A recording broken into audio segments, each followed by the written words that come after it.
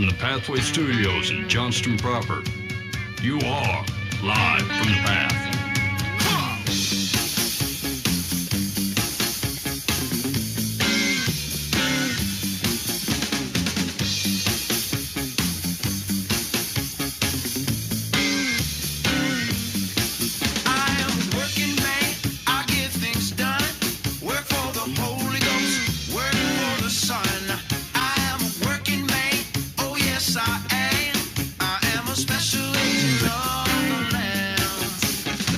And you're listening to Live from the Path. We're coming to you from the Pathway Studios here in Johnston proper. It's good to have you back, Ben. Yeah. Glad to be here. Turn of the knobs, making the lights dance. Here's the question I have for you. So here's what we're going to do today. I got a question from the show I was not at. I listened back to it, and I came across with, I think, multiple questions, but there's one key one I wanted to focus on. I can't be held accountable for anything I said. No, it was you specifically. I'm glad we came back to it. Usually, yeah. Yeah, no, this is Buva, but you two did not do anything about what Buva said, and so... crap, what did I do? Now we're all in. Yeah, everybody's in trouble.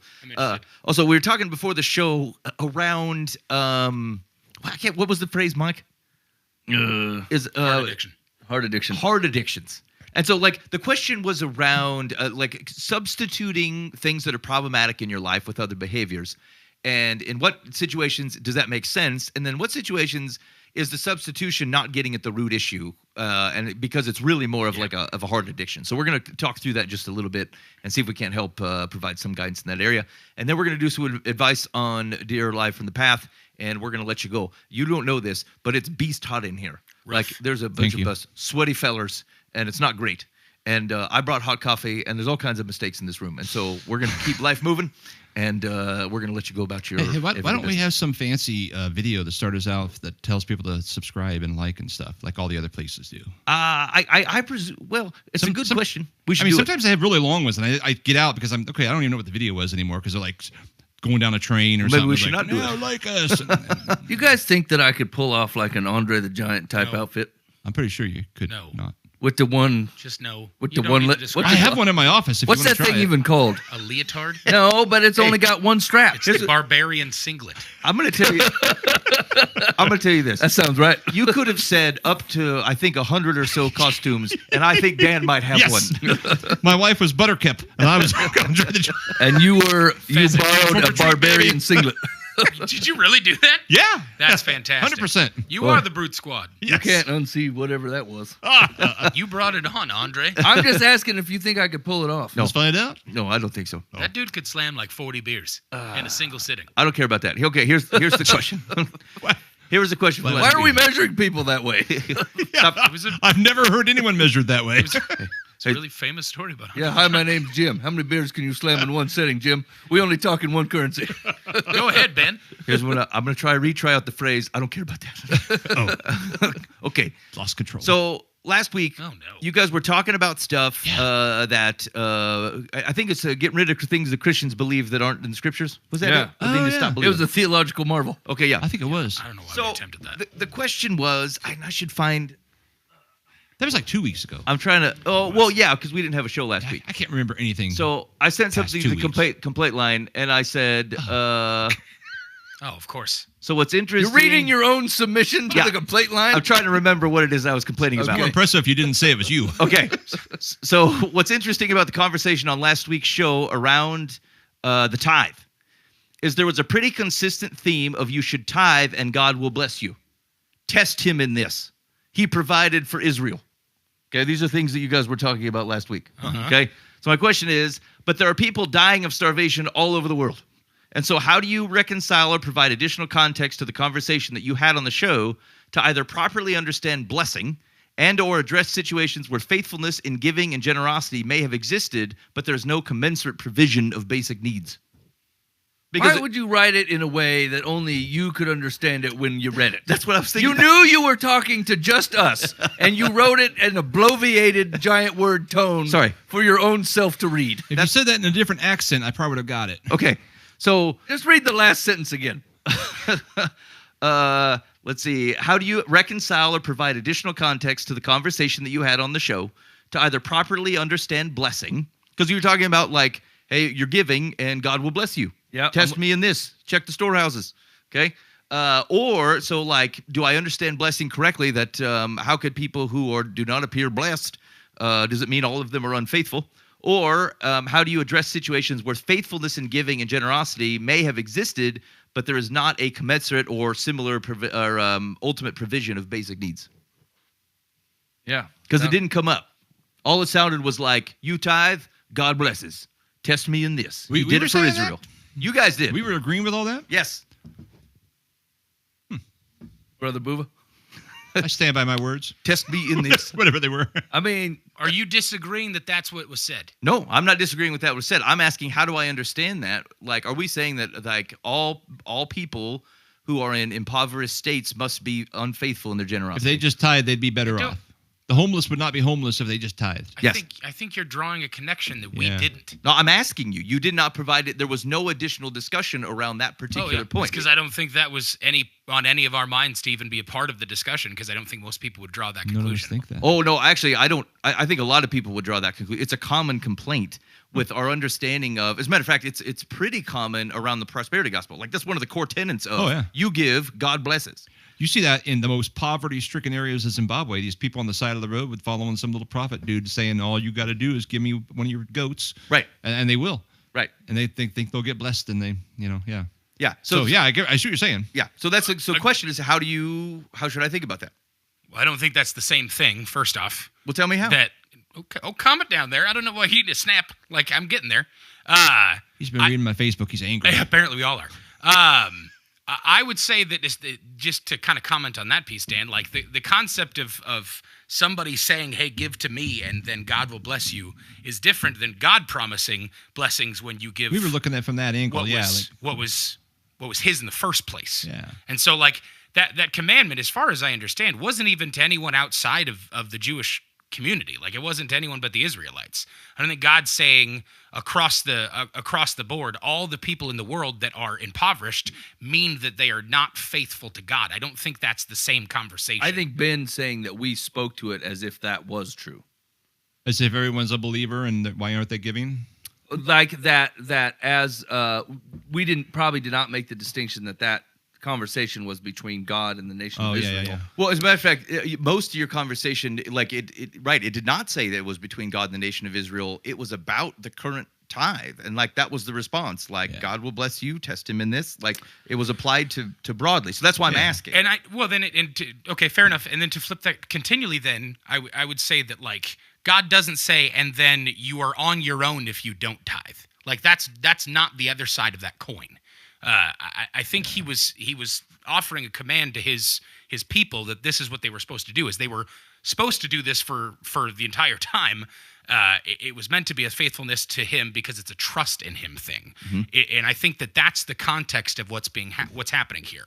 I think we miss the point when we understand, or when we don't understand, that like the tithe is not meant to be God saying, I need resources because I don't have enough. Mm-hmm. The concept there is God saying, you are to give to me this part because it's part of you trusting in your relationship with me. And if you trust me to do these kind of things and to use this to take care of my people, because a lot of the situations with the tithe were don't like harvest the edges of your field, right? Like that's for the wayfarers and the poor that are walking past. Like, that's for them to be able to use. Mm-hmm. These are resources of mine that I'm allowing you to have in this moment, whether it's because of the land that I gave you through my provision of a governmental and societal structure, mm-hmm. or whether it's the job that you have that you've been given because of what I've allowed you to have, whether it's the skills that I gave you or the circumstances you're in. Whatever it is, it's mine all the time.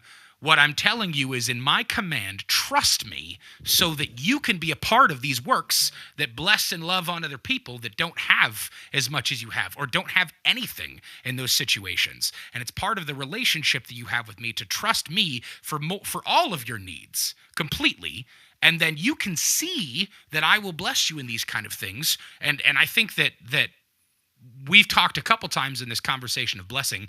Actually, probably within the last month and a half, we've had a couple conversations on this concept of blessing. And I think, Ben, you said, and Mike, you and I talked about the concept that like blessing seems to be like most of the time in land or like just his provision of being your God and like you being able to be called his child or his person, his community or his land, offspring, and presence. Those are the yes. clear blessings right, in yes. Scripture. Yeah. And so I think fair, if we were talking from a perspective that made it seem like if you tithe, then you will get more money in your coffers, or if you tithe, then you will never be scared of poverty, or if you tithe, then you will be blessed because you have nicer cars or nicer houses, or you have more things to send your kids to because you got 20 kids all in extracurriculars, whatever. I think that that's a complete misunderstanding of that. And if we did not speak to that, that's totally fair as a call out.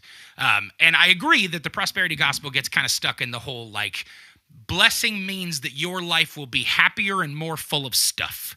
And that is completely incorrect and not based in biblical fact at all of what that understanding is.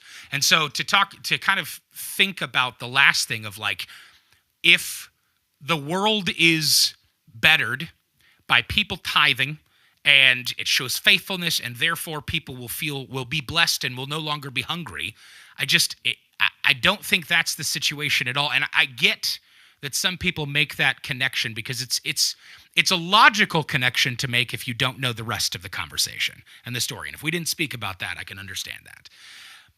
Well, yeah, I mean the whole giving thing is there's a blessing to God's people. It's between God and His people. So we were going from the assumption immediately that okay, it's God and His people, because He also makes clear that hey, I don't want your money if I don't have your heart. I want your heart first. Yep. Yeah, and so we just kind of assumed all that without saying anything out loud. Yeah. I think that's a great distinction, and it goes back to like it's probably not right to think that like that trust me. Test me in this. I think it does apply, but it does not. It's not necessarily individual. Like we think about it as God's relationship. I think that's a great point. It's relationship to His people, which interestingly enough, I think it does. Then you could have very interesting conversations with someone in Zimbabwe who like is giving and their situation is not changing. It feels hypothetical, roughly in this room, but like.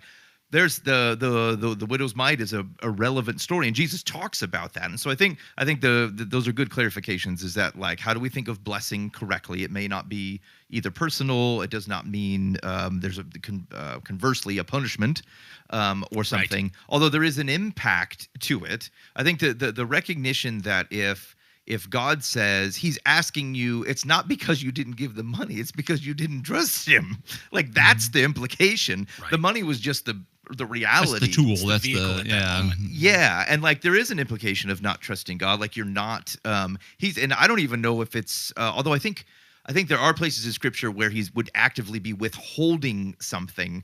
But like there's just a natural consequence to not trusting your life to Yahweh, and that means you're making your own decisions, and the consequence of your own decisions are often rough. And so I think that's certainly a risk to you. Okay. All right. Helpful clarification. Thanks. How'd you get a hold of the complaint line? That's I gave it a text at 515-517-0085. You know what's funny? I say that 3 times the show, every show. 10. It's probably not 10 years. I think we had the complaint line maybe 6-7 years now. I forgot the number. That's awesome. I thought I was looking for it in my phone as a contact. I thought I might have put LFTP complaint line in there, which you should do. And I'm like, I can't find it. What is that number? It took me 30 seconds to remember the complaint line. Anyway, 515-517-0085. Let us know how we've let you down or misunderstood the gospel and generally failed you. That is what the complaint line is for. We did not call it the give compliments to life from the path. Some of you have done that anyway. But yeah, feel free to complain. That's why we established it. Call or text. Yeah, call or text. All right. All right. So we were talking about Mike. Set up the conversation we were having earlier. Oh yeah, showing off that we got live from the path complaint line. You guys both did it? Yeah, I have it. I thought it was in. I think we have like Google contacts that get connected somehow. Yeah. Because we look at the same live from the path email. Oh yeah. I have that contact in there, so I figured you did too, but apparently not. No, apparently not. Okay, Mike. What was the context? So we were tongue wagging on addictions or habits, disciplines. I don't know. All of them. All of the above. Yeah, there's a lot of words come in a big old bucket. Things that you do over and over again. We'll put it that way. Some of them for good and righteous glory to God, and some to assuage your status in society, and for your own personal reasons that you just cannot tell yourself no to things. So we were talking about the difference between like substituting in new addictions for old addictions that are quotes bad or bad for your health, bad for your mental health, overall, money waste. And you say, look, I got to stop these things. But when you turn around and replace them, is it okay to replace them with good addictions, or we'll say good habits that you determine to be good? Or is the whole thing a big old slavery chain? You're basically chaining yourself to something either way, and the thing that God is offering is freedom. And so we were just talking through the distinctions of that. Like a practical example would be, like when I used to smoke. I say that like I've been quit smoking for years. It's not in the years category, friends. So we could quit smoking, right? And then I think, well, I'm so used to having like this thing for 5 minutes out of every couple hours or whatever. So I got to find something to do with my hands. I got to find something to do, and so like I start chewing gum or something. I chew a lot of gum. Or the reason it came up is they make these pouches out of coffee that are like tobacco pouches, but there's no tobacco in it. There's no nicotine in them at all. It's just coffee in a pouch. It's like a chew pouch. It's a chew pouch. It just happens to be full of coffee grinds. Yeah, Dan says, is it equivalent to like a cup of coffee? Stick one in there. Yeah, it's 25 milligrams of caffeine. Oh, I don't know what the normal cup of coffee is. I think that's about Okay, half. either way. So the point is like a lot. I was telling the fellas I got super excited because I went to the gas station, and I have a hard time staying out of the buy one get one free box at the gas station. If I think something is buy one get one free, I think I gotta have it. I can't let this go away. You're losing 100% of your money if you don't get it. Yeah, nowhere. No other store actually does this apply to me. Shoes, socks, cars, tools. I don't go to buy one get one free. You don't sales. get sucked in by BOGOs unless it's a gas station box next to the register. That's right. If it's the gas station box with a handmade sign, I think they are desperate to get rid of this stuff. Man. I got a They're free desperate to tenderloin. get rid of it. It must be the best stuff on the shelf, Wait. not the stuff that's been sitting there for 4 It's months. not a pre-planned BOGO. It's a spur of the wind. We got to get this. Arizona tea, buy one, get one. Yes. Wait a minute, Dan, you did a BOGO tenderloin? Yeah, like last week, I was sitting in a nice establishment. I got a tenderloin. They're like, well, it's buy one get one free today. Do you want the other one? I'm like, That's a lot of tenderloin. it's a lot. Yeah, and I'm like, I guess so. And I said, just put it to go, right? She goes, yeah. So I threw it away a couple days ago, but I feel really bad. But it's like Well, reheated tenderloin. It's kind of. I mean, it could have gone the other way, and you're like, I ate both of them right then and there. Oh, I was no. going to say, I or could they barely- could I have don't been know if I like, you ate the can't whole- take this to go. You have to eat them both right now. Then they've been like, nope. Okay, Yeah, just a sorry quick to list of interrupt. the things I've bought that from was the buy one important. get one free table at Okay, the yep. gas station lately. The Dr. Pepper coconut flavor. Yeah. Ugh. I hate them. The kids really seem to enjoy them. So they had not hot fudge, but fudge zingers. They're like Twinkies, but they're fudge. I didn't even know that was a And thing. they were expired, but they were buy one get one free. And the package already said bonus zinger. So I thought, I'm literally getting like 4 bonus zingers based on the ratio of buy one get one free. God's blessing me. And those zingers are out. They'll outlast the Tired cockroach. this week. BOGO zingers. Yeah, and then these coffee caffeine pouches that I picked up. Anyway, so the question is what I asked the fellas is there a problem with the way that I'm thinking about this, right? Like if I used to chew tobacco or used to smoke, and I'm like, look, that habit's got to go. God was real clear about that. Those things got to go. But instead, I replace it with more things or different things.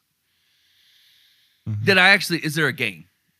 Now, Ben brought up a good example because my grandma used to say this to us all the time, right? We used to say when I was a little kid, I would say, well, gosh, and as Euphemism. so I wouldn't say God, right? Yeah. Use the Lord's name in vain. And my grandma would always go, you wanted to say God, so gosh is just as bad. And I'm like, no, it is not. That is the reason I substituted it out, right? Like I didn't want to say that. And so I said, she goes, well, it sounds just like it. And I go, it does not sound just like it. Like I purposely chose a different word so I would not use the Lord's name in vain. And to grandma, it's the same problem. I was taught that too, and I always had trouble with that. Like, Yeah. Yeah, no, I think my heart of heart, I don't want to say that. So Right. This is intentional. yeah. yeah, it's like when I drop a pot full of whatever on my foot and I go, beans, like in anger, and people are like, you meant to FB. And I'm like, I didn't mean that. No. Like, obviously, I said did not. beans. I would have said that. So anyway, I've always found that to be tough to take in when my grandma said it. But is there some truth to it, right? Like when I look at Is the point that it's better for your health, it's cheaper in the long run, and you're getting off a habit that you shouldn't have had in the first place. It's detrimental for money and health reasons for sure. Now let's look at these coffee whatevers, right? It's still detrimental to the wallet, right? There's no reason to spend money on this thing. But other than that, it's got caffeine in it, which is whatever it is. It ain't nicotine, So the question is it a difference? Or is it a heart addiction problem? Is it being pulled to something? Whether it be, let's say, all the good addictions like soda, exercise, wintergreen coffee, whatever pouches. Can you be addicted to good things and it's still something that God is going to say, look, I'm trying to give you freedom from this? Yeah. Oh, no, you can definitely be addicted to good things. Like something that is like on its face value is good, but like when used either... like drinking water. It's too much. Yeah, or it consumes your life. You're not able to, do things, keep things rightly and balanced because you're addicted to the thing. I think it's totally possible. I think the question is that like, what is the problem in your life, the thing, or is it the addiction to the thing, or specifically like, is it your inability to say no, right? So like, I've had this. I was going to the gas station too much. This is a common problem.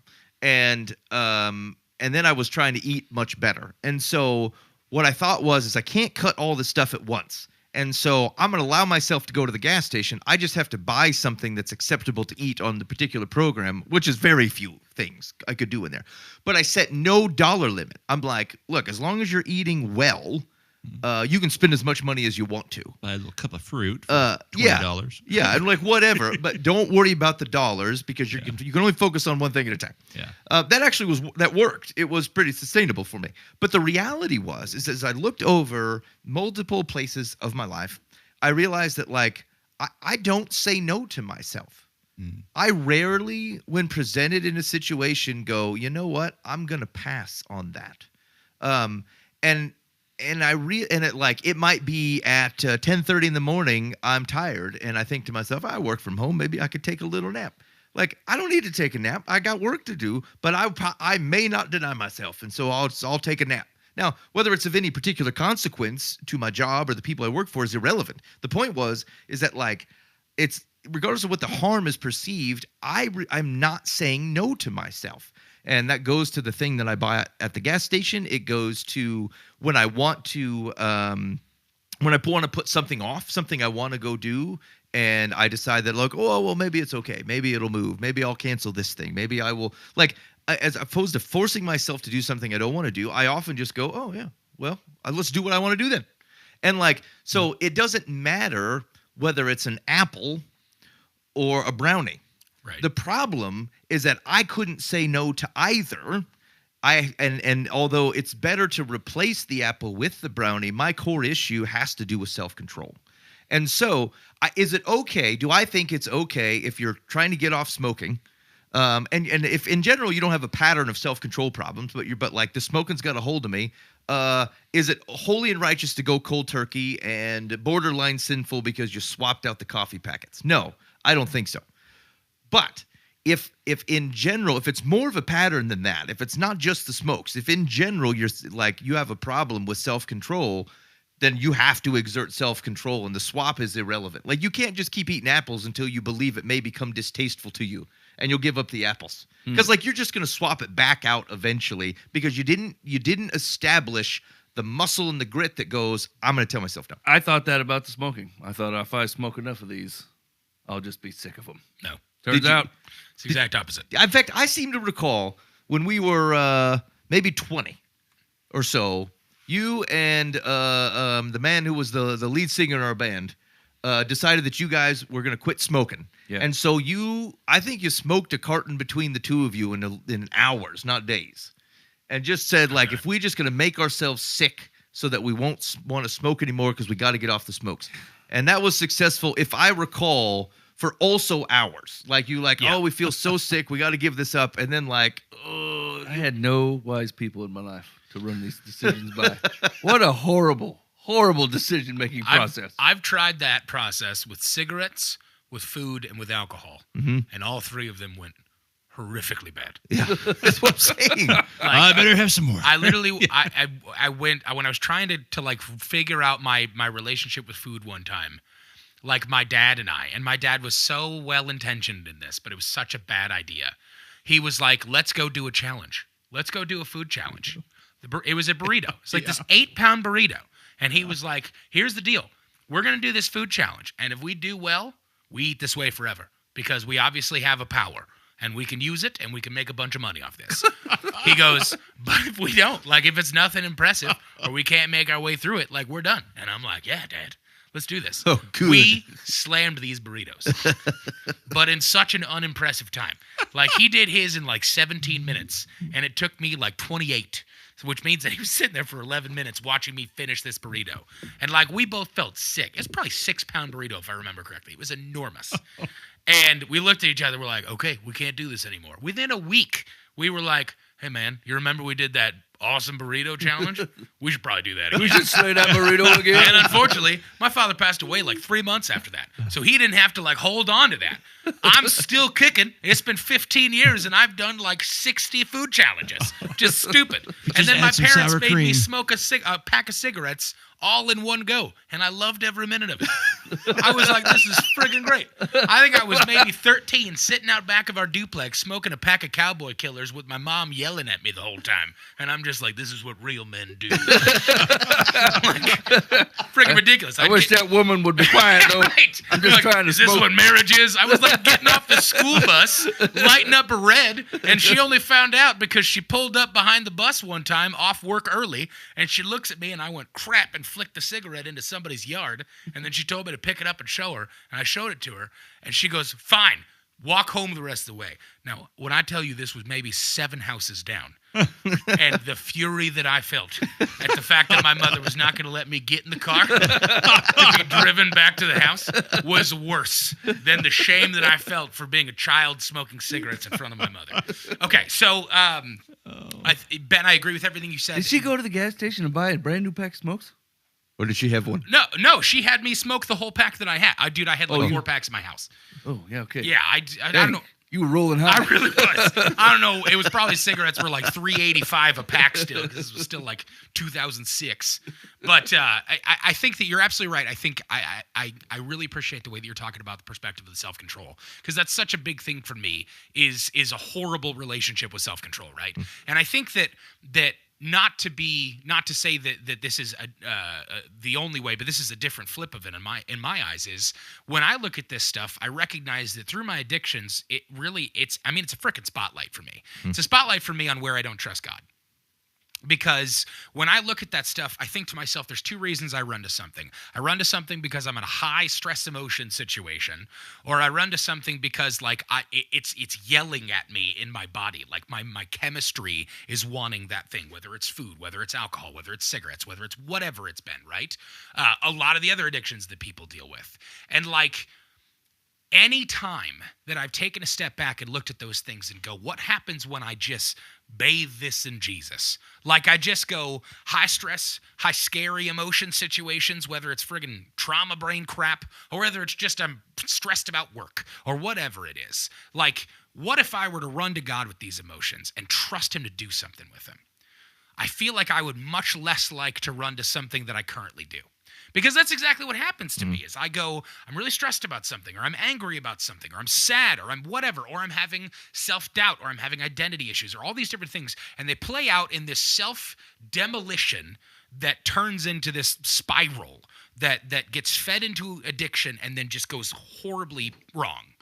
Or it's situations in which I've trained my body to need these things, whether it's chemical stuff like cigarettes that literally that's what they do, or whether it's food to where there's an emotional response for me because like food we need, but my body's taken food and turned it into comfort, not sustenance. And so I go, man, I'm having a really crappy day. You know what sounds good? A friggin' Baconator. And it's going to taste great, and I'm going to be super happy in the moment. And if I spotlight that and go, what about this is showing me that this is something I don't trust God to be able to handle?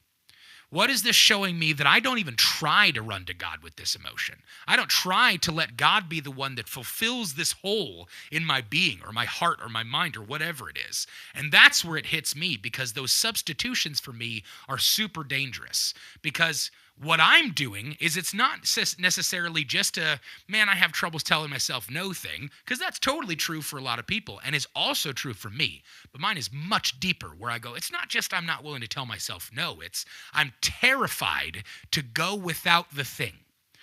And then if I take that and instead of turning it over to God and going, God, you are the one who created me and knows me and loves me. You call me better than this. You call me saved and free of this kind of crap that exists in my life.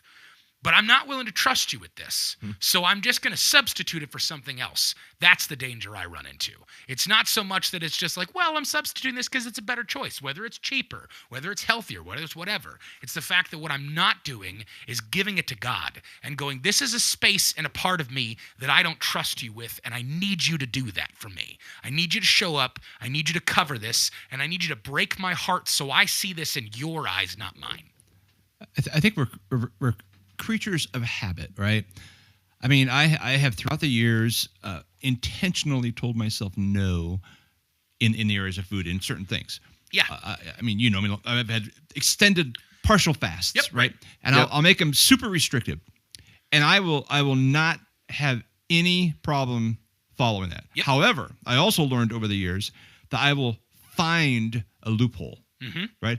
So I'll be like, okay, whatever, doesn't matter. No meat, no sweets, no drinks, but water, blah, blah, blah.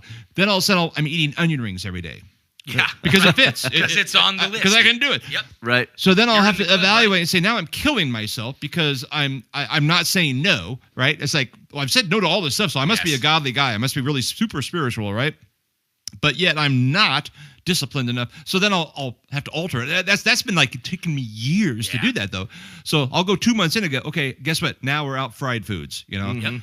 But I'll find something. Yeah. So when I come up with that list, I have to look at what is going to be my substitute, and then I'll kill that one too. Yeah. But that's you do that your whole life. This is trying to- hilarious, right? Because all I can see is a piece of broccoli smoking by a jukebox going, you'll come to me, Dan. Yeah. Oh, yeah. Hey. You'll Sometimes come that's to me my lunch. eventually. Broccoli and have AI cauliflower do in the that now. microwave. I'm I'm gonna good. say. No cheese. Yeah. We got to get AI to make that poster. That's great. You can't That's avoid funny. broccoli Dan, forever. I think because of a conversation that I had with you one time, I think I decided to do a Daniel fast. Uh-huh.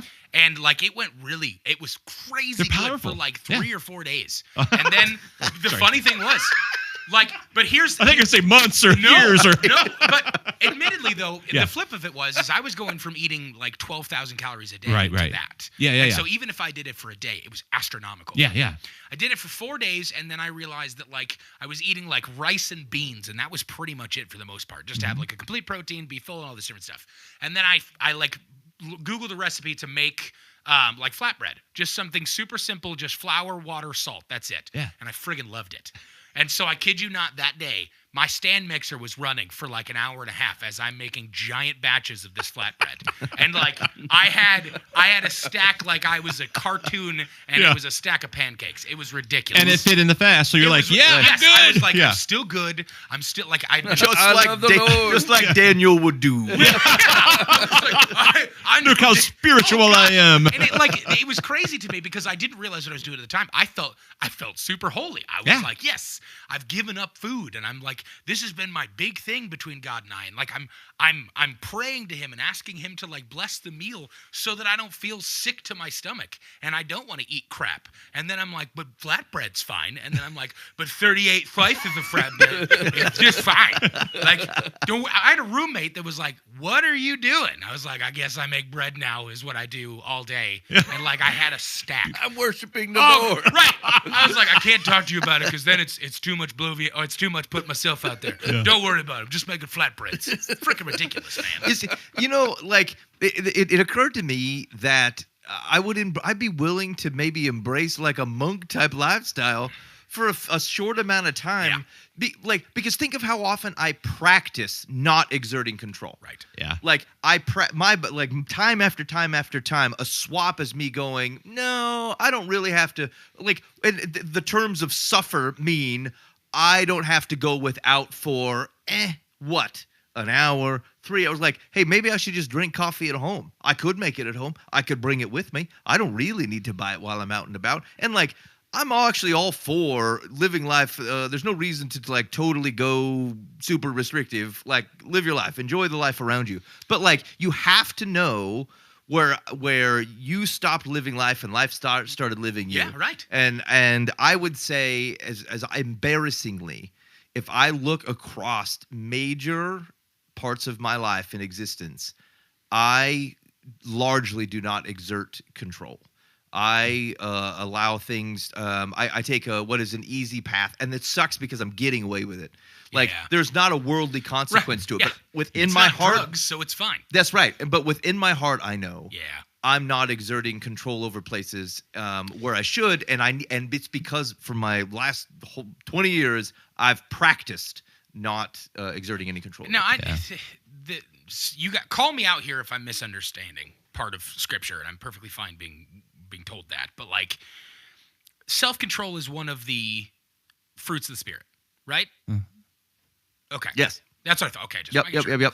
I feel like this one hits me hard because, like, exactly like I was saying, like, self-control for me is less about having some supernatural ability to just avoid stuff and more about just being full of God. And, like, the kinds of things that would try and bat at my self-control no longer have power because there's not these monoliths of things that I'm not filling with the presence of God or with the work of the kingdom or with the Spirit within my heart, right? Like, I feel like those kind of things are just like, no, drugs don't have power over me because I've got God. Alcohol doesn't have power over me. I don't have problems with this self-control anymore because I've got God to cover those kind of things that would have led me to those things. And like, again, for me, it just feels like this thing where like the lack of self-control is such a spotlight on like what I trust God with, and it's barely anything. Yeah, or even like I think that's largely true. Like, for example, I think about and Dan, I'd be curious to see what your experience has been in Zimbabwe. But Mike, I think about when we were in Ethiopia.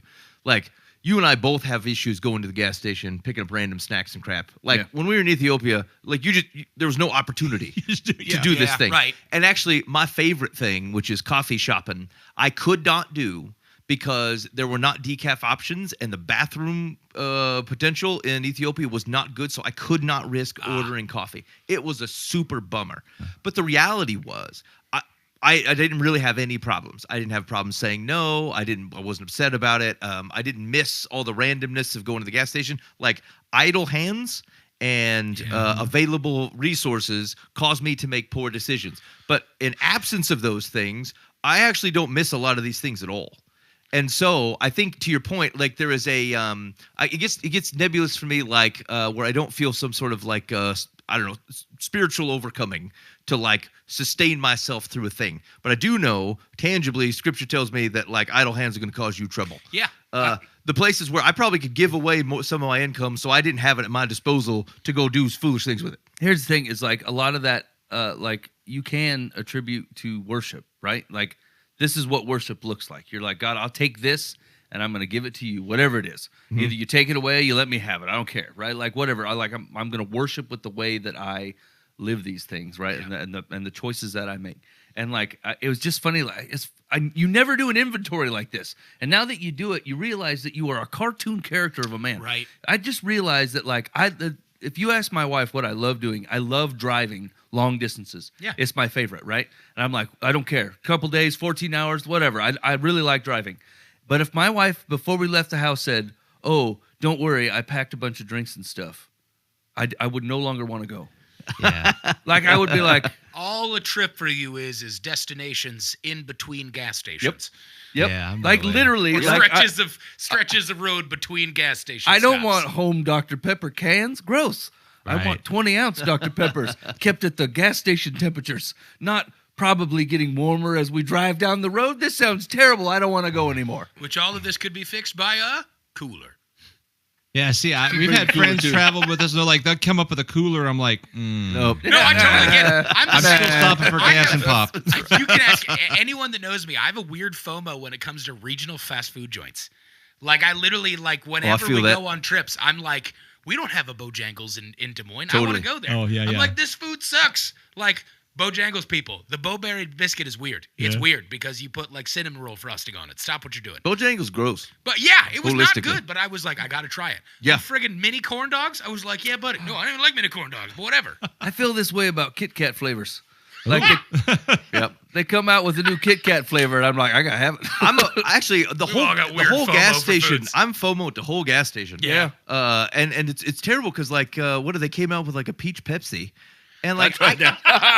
I tried it. I don't drink like I. This is had why to- Iowa is a test market for I these gave up random frickin' caffeinated things. pop. Like I shouldn't drink caffeine, but I'm like they don't make a decaf peach Pepsi. So like I tried it. Free peach Pepsi? There's supposed to be some sort of like energizing cola. Like Coke is making something.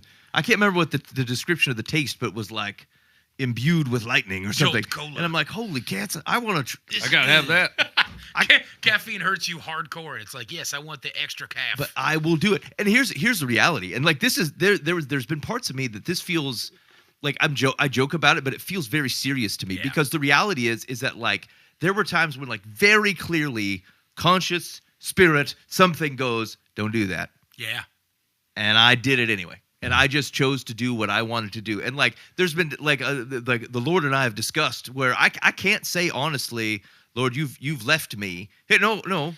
He's every time. He's like, Ben, don't do that. This is a mistake. And I've pressed through. And I think if I'm willing to do that for some sort of lightning cola, how risky am I? And all kinds of other things. I'm like, this is a heart problem. It has nothing to do with cola. Here's the deal. I know I've told this story 25 times on this show. Friggin' Dave Herrick will always be the one that makes me angry in this space. Because of the fact that one time after this show, we drove away and I pulled into the Quick Trip gas station because I was getting ready to get like 20 hot dogs for myself and then stupid amounts of food. And then friggin' Dave Herrick pulls up behind me and just goes, hey, Boova, and then walks into the gas station with me nonchalant. And then follows me around the gas station as I lied to both him and myself as I grabbed an apple. I grabbed like a bag of carrots. I grabbed like a friggin' like a chicken wrap, which I've never bought from a Quick Trip once before, and then like a water with a flavoring to it. And I was like, oh boy, super excited for my after show meal. And Herrick's like, cool, as he's holding every item that I am also holding. And we buy it, and I even was like, oh, I'm really going to win this one. And I bought it for him. And he was probably like, yes, you are going to buy this. And so we had it. And then we walked outside, and I was like, so what's up, man? And he threw it away. And he goes, your turn. And I go, what? He goes, stop it. Throw that away right now. And I'm like, no, Eric, I can't throw food. This is good food. Like, it's healthy. And he's like, stop lying to me. Throw it away right now. And I tossed it in the trash. And he was like, and don't stop at another gas station on the way home. And then he friggin' left me. And he went and got in his car and he drove away. And he knew he didn't even have to stay behind to watch me not go back in the gas station. And so literally he's driving away and I'm like, I'm going back in this frickin' gas station and getting what I wanted. And then it hit me. I was like, no, I can't do that. And so I got in the car and I drove home. And I think I made it home and had like a glass of water and went to sleep on my anger. Like, that's what happened. And I think I yelled at him the next week for it. I'm like, what the heck is wrong with you, man? But like, literally, he was like, I don't even know what it was, but he was just saying like, just don't substitute. Yeah. Don't lie here. Just don't do it. Like, say no. Yeah. And walk away. And I was like, this is such a thought to me that I can't even fathom what you're talking about. And I wanted to hit him. Yeah. Like, I love Dave Herrick. I would take a bullet for him, but I was ready to punch him in the face in that moment. And I think, I'm like, this power over me is insane. Well, that's what got me thinking about the monk lifestyle, because like the reality is think of how implicitly what it means implicitly that you've defined suffering in your mind. Saying no to all that crap. Yeah. Me going, I'm going to not buy the cola that I shouldn't. Right. I'm going to not take the nap even though I'm a little bit tired. Like, my definition of what it is like to persevere, think of the harassment we've given the generations around us. Like, these people got no grit. I'm getting beat up by a soda. Yeah, It's well, preposterous. Yeah, I have no grit. Really. And so like I just chose other ways of which like I established my grit. But like I'm getting whooped up by the gas station or by a food choice that I shouldn't make, or by a random thing that showed up on the TV that I looked at for another 10 seconds that I shouldn't have. Like, this is what I'm getting beat up on, and it's stupid. And it's not acceptable. Right. And so, like, although there are paths for substitution, so, like, I think there are totally ways of which this can work. I think you need to do a really, really hard heart check and go, look, am I substituting? Because the thing that I'm getting beaten up was price. It wasn't really having a health problem. It wasn't really a hard issue. It was just a price problem, and so I got the generic whatevers. Sure. Fine. But, like, I would venture a guess that at least half the time that we believe it's worth a swappy, you gotta let it go because you have a heart problem, and frankly, it's a thing that gets in the door. And once you are allowing yourself to go down that path of not saying no to things you should say no to, there's a whole table that temptation can set in front of you that go, well, then don't say no to this, and then don't say no to this. And then once you get the broad table, now you start moving up to deeper tables and bigger banquets, and you're going to end up in a position you don't want to be. Right. And so Would you put this in a category of a discipline? Like it's something that you have to teach yourself through the power of the Holy Spirit and prayer to do. Like you basically need to subject yourself to it to learn how to do it. You're innately Like not how to good at say this. no? Yeah, like Yeah. yeah. Oh, yeah. Yeah. Absolutely. That's what. So what I'm trying to figure out is like if someone goes, yeah, I have this problem. I probably got 50 things on the list you're talking about, and mine are unique and whatever. Yep. How do I start figuring out how to let God handle this and how to discipline a no into my life? When you talk about like the traditional spiritual disciplines, what comes to mind is the simplicity. That the simplicity is saying no. Like I don't need all the extravagance. Mm-hmm. You know, I don't need 49 coffees and flavors, and I don't need this and that and onion rings, and I just need what I need to survive and be good. You know, and content. And that contentment is hard. Yeah. Oh, totally. I mean, Agreed. we're continually given Reaching for images more. of things that would be better. This would be better than your wife. This would be better than your car. This would be better. You know, I mean, that's where temptation comes from, I think. Oh, totally. Yeah. Actually, it's so interesting. That word keeps coming back. We talked about this on the show, I want to say like a year ago, that like one of the first things that's going to help you give more is have contentment. Because then your money's not chasing other things. Like Right. when you're content with your life, you'll have money to give. Yeah. But like but it's the same problem to Dan's point with like the things that are tempting you. If you are content with the water I got at home and the soda, I even have soda at home. Like, I mean, I don't, but hypothetically, you might. Yeah. But It's like, not the peach pips. but you know what I'm saying? The things we have to be contented with are ridiculous, and we're still like, oh no, but I have to have it come to the gas station. I have to have the Guinness on tap. I have to, whatever the things are. Right. You know. And so like, yeah, so where we are praying for contentment and to delight in contentment, some of these things stop being temptations. I do think you're going to have to actually, the scenario you brought up was interesting to me because generally I was thinking around people who are trying to swap out instead of say no. But what if you're a person that doesn't say no to like 10 things? So like is again, now that we're talking to cold turkey, can you realistically cold turkey 10 things? Here's what I'm going to say is you could try, but like it is a practiced thing. And so like you're going to get better at saying no when you start saying no to anything. Yeah, I don't know that you need to take on the Ninja Warrior course right out the gate. Why don't you figure out how to do the bicycle right. uphill thing first? Yeah. You know, and then we'll work on the jump Prove and the to tires. yourself you can make the changes. Like it's such a momentous thing that like when you're able to show off that like yesterday I made stupid choices and today I made 10 less stupid choices. Still made stupid choices, but I made less of them. Or yesterday I was eating this or I was drinking this or I was doing this, but I'm doing less of it today. Like you can celebrate small wins in that and you don't have to go nuts. I had a guy I used to work with that like the way he would quit stuff is he would quit 5 things and then he would start bringing back in the other 4 things that he didn't really want to quit so that it didn't seem as bad. And I'm like, what? But then every 3 months we would have the same conversation where he's like, I'm back on everything. And I'm like, yeah, you are. Like, I'm not surprised by that. Like, he's I'm like, back on 'em. Right, exactly. Like, I gave up meat, I gave up football, I gave up drinking and cigarettes and this, and all I really wanted to give up was cigarettes. So I'm getting done with that. And then 3 months later, we're out in the smoke shack together. I'm like, what's up, Larry? I see you got the smoke wagon again. What's going on? Yeah, I mean, like just for clarity, if it's sinful, you need to stop it, like Yes, directly. right. And although you know have some grace for yourself, but I mean, Seriously, you Yeah, got. don't be slow rolling No, that's your fair. separation from God. That Totally you fair. need to cut that off, right? Yeah.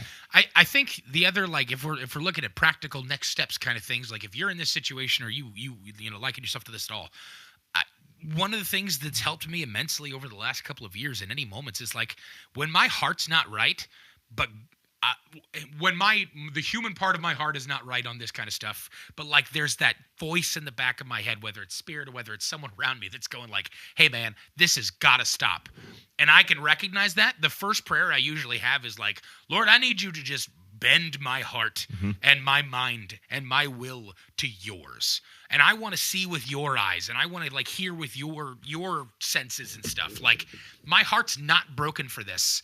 And I still want to continue this, even though I know it's wrong.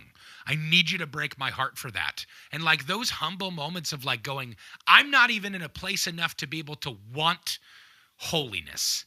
And that's a problem for me. So you need to break down sin in my heart somehow. And like, it doesn't work every time because it's still me being human a lot of the time. But like, God still works through that kind of stuff. And those kind of conversations start with like, I need you to break me so that I can start seeing things through your perspective. I want to see my sin the way you see it. And then following that up with scripture and being around people that can talk to you and speak into your life and know sin in your life and being accountable to them. Like there's the reason that all this community stuff works together to go like, you can't tackle it alone. And God knows that. And he's willing to set up a lot of things for you, whether it's stuff with him personally or whether it's stuff with the people around you, like surrounding yourself with good people. Yeah. There's ways to kick this stuff. You don't have to be in sin forever. Yeah, and I would say obedience is victory, man. And so, like, Agreed. sometimes what your heart wants, if your body says no, even though the thing's on your mind, like, you still won. Like, there's, in fact, even scripturally, like, Paul's talking about beating your body into submission. Like, he recognizes that sometimes, like, stuff's going to be out of place. FOMO's going to show up. You're going to have, and so, like, take small victories. It's if as you're working on your mind and your heart, like, if you can win your body for that moment. It's going to improve. And so, like, don't beat yourself up. It's like, oh, I really wanted it. Even though I said no, I still wanted it in my heart. I'm like, yeah, that's kind of how it goes. But, like, you did say no. And so take the victory and we'll work it through. All right, you're listening to Live from the Path. I don't know. Curious, is this helpful? Anything we missed? Stuff that you would suggest? General complaints about the show are all fine. 515-517-0085. That's the Bob Eisenhower Live from the Path complaint line. You can call or text, and we'd love to hear your feedback on this particular bit. And let us know if it's something we can be praying for you on. I think I feel this has been on my mind for a while now, and I think are talking through it tonight. I've got some clear things that I just like they have got to go. Yeah. And I do wonder if it would be helpful to me to establish some sort of like very monkish pattern for just like some sort of time to go, look, you've got to like squeeze the muscle on saying no. And then you can allow, like, I'm the guy, I'm going to allow back in. But like I just don't practice near enough on saying no to things, and it's too broad for me to tackle it like piecemeal. So anyway, that's for me. If that's for you and we can be praying for you on that, let us know. You should take cold showers. If you can do that, you can do anything. Only a caveman does weird stuff like that. That Gary Goggins guy or what? David Goggins guy? Who's David Goggins? I don't think about other men in showers like that. Who are you thinking about? He's just the cold plunge kind of guy. He's like, you can change everything in your world if you just stop being an idiot and start just doing the thing. Who's going to row the boats? Have you heard that guy? No, he seems very inspirational. Yeah, you would love him, and he's the worst. Who's going to row the boats? And here's the deal. Just in case anyone ever gets that clip out in the world, he would hate me, and I'm okay with that. Why would he hate you? Oh, he would look at me and go, you're a fat piece of crap, and you are lazy, and all you are is just a complete pile of your own failure. It's because you take hot showers like a sloth. I do take cold showers. I freaking love cold showers. You have no Leave me grit. alone. You got no grit. You got no grit. Who's going to row the boats? Okay, here we go. Dear Live from the Path, I have been close to my sister for most of my adult life. When my daughter Patricia was born, my sister created the nickname Patzilla, a combo of Patricia and Godzilla. Really? Thank you for that explanation. I was wondering where that came from. Yeah, interesting. I told her I did not like that name, and she stopped saying it. For a while, now she's doing it again, and I'm deeply hurt by this. It's not an association I want my child to have for herself, and it comes across as mean. Since my first expression of not liking this is being ignored, I'm not sure how to proceed. Have the conversation again. Yeah. Like you said, it's been a while. Sometimes people screw up again. And then you got to go, like, hey, man, we kind of talked through this. Like, stop. And they go, you're right. I did stop for a while, and then I started it back up again. I'm sorry. Is the association really that dangerous? No, I don't think so. But Like if she's gonna grow up with the complex that she's a giant lizard. Like, what is the? I don't understand what the. I'm going to destroy problem is. cities. This was I'm the product of an atom bomb. I eat buildings. right. This was spoken over me as a child. I will fight King Kong. I don't get it. Oh, if only I didn't have these scales and plasma cannon. Oh. Man, Like, I've You been cartoon of a human being. You're right, but still. I've been in a I don't know what it is, a terrible mood lately where I just have no patience for stuff like that. Like just stop it. Just quit. Stop being a stupid. I mean, Yeah. You're being a real Danzilla right now. I know. I'm a terrible human being at And times. that's a combination of Dan and Godzilla. In case you weren't sure. Yeah, Dan Kong. this would be awkward, right? She's like, I don't know if you remember, but I don't really like you calling my daughter Patzilla. Your And then the child's woman gonna be goes, fine. so you've said. Right. Right. I hear. Yeah, noted. I Okay. guess. I guess you don't get to be around Patricia any longer. Okay. So here's the thing. It's like parents do have the right to be quirky. Yeah. They can be quirky if they want to. Yeah. I, out of kindness, like change it to patty cake or something. I don't care. Figure out some other thing to call this poor child. Pat Sajak. I don't care. Is it better if it's closer genetically to your species? Hippopotamus. No, Pat man. So like whatever. Here's the thing. As much as I think the parents are ridiculous, I would suggest that is this the most important thing in the world? That you call this kid Patzilla? Like it I mean, can't. I would recommend it. She backs up, but her advice is for her, right? Or wait, what was she asking? This is the mom offended of party. Patzilla. Yeah, the mom. Okay, yes. First advice is to you let this go. You're being ridiculous. That would be my first advice. Yeah, but if I'm on the other side, Yeah, of if it, on the other side, just let it go. or do it when she's not Hippopotamus around. is one of the funniest things I've ever heard in my life, and I'm so mad that you came up with that. Oh gosh. Okay. Yeah, she'd find that offensive. Okay. Dan, So, would you be upset if you found out that I call you Danimo the Animal from time to time? I could give a rip. I All right, mean, cool beans. you know, Just checking. life is there's so many real issues out there to get so caught up on some silly little surface thing. Yeah. And I get it, like I say, mom, you know, moms can be extra sensitive. I understand. But man, toughen up. I mean, Admittedly, as someone of the larger variety, you can be called way worse than Patzilla. and she will be at school. That's what I was going to say. Her people at school are going to call her everything you can imagine. Yeah, And Patzilla is an awesome nickname, Yeah. actually. Like, when it comes to what you could be called, I'd put that on my jerseys. yes. Like, that's awesome. Yeah, call me Patzilla, baby. Let's do this. yeah. She's not Patzilla. think twice before you call me that My other daughter name. is beautiful and not reptilian. She is only 4.5 feet tall, not the 27 stories like you're saying. I don't know if you've noticed that she is not actually a prehistoric lizard, but she's not. She says more than. And sure, she has bad breath. Here's the deal. it's Start not calling fire. your sister Mothra. That's what you do. You go, oh, if she's Patzilla, then you're Mothra.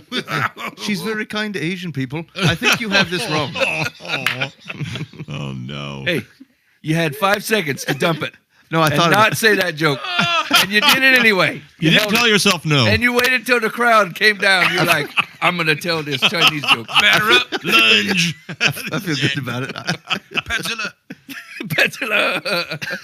Okay, here we go. Secular says, the question was, since my first expression of not liking this is being ignored, I'm not sure how to proceed.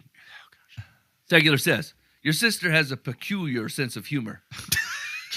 There are sweet nicknames, and Patzilla is not one of them. In fact, it's rather mean and sinister. Sinister. Wow. What? Of the nature of sin. Sinister. It's quite nefarious and mischievous of her to call her that. How to proceed would be to not expose your child to anyone who ridicules her or calls her a name you don't want her to have. Whoa. Cut her off. Enjoy Bubble Boy. Yeah. Aunt Susan's out. She called you Patzilla one too many times, and I had to lay the law down. Jimmy called me fat again at school, Mom. Well, guess we're moving school districts again. Nobody makes fun of hippopotamus. You're my little hippopotamus. Oh, wow. All right. Here's the problem with freedom, friends. Like it gives you freedom. It gives It's you a terrifying way to start a sentence. this is our society has produced this because it gives you the freedom to screw your kid up in whatever way that you see fit. And I love you. I think your heart is in the right place, but you are missing completely the forest for the trees. Your goal is to raise a kid so they can figure out how to live when they leave your presence. Exactly. To be resilient. And all you're doing is creating walls around a child so once they leave, or maybe never leave your place, they get run over by a Mack truck instead of slowly learning how to do it over a lifetime. Right. There's a difference between like exposing your kid to fire over and over again so they get some nice calluses and thick skin, and then just allowing them to be in the world and recognize that not everybody's going to be super nice all the time. Yeah. And so that the first time that they get made fun of or talked to sternly isn't when they're 20. Yeah, right. Your kid Yeah. should come home from school and go, "These boys are mean to me." Yeah. Yes. Yes. Okay. Here's Now how you they deal are. with that. Let's talk They are about, mean. let's talk about the ways that your identity is not affected by that. Yeah, Let's talk yeah. about the ways that you can react to that stuff constructively or not react at all and just develop thick skin in a good way. Let's move on from that. Yeah. You want to do one more? Yeah, one more. I haven't pre-screened this one. Let's see how we do. Dear Life from the Past. I call my sister Patzilla. My husband has a 36-year-old daughter from a one-night stand. For the last 2 years, she has been wanting to meet his family, aunts and uncles. Mm-hmm. She has met them all except for our own children, her half-siblings. Our children are adults and don't want a relationship with her. She wasn't part of their life when they were growing up, and now she's calling their father Dad.